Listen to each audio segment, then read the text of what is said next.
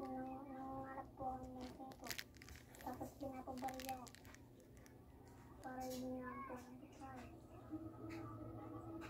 Sa mga pamilyang nabubuhay sa isang kahig, isang tuka, mabilis na tumatanda ang mga bata.